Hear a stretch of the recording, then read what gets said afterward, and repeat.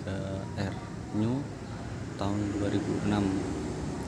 Ini semuanya masih ori semua.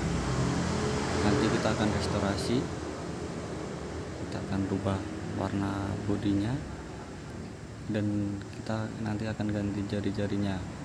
Oke, kita akan bongkar dulu ya.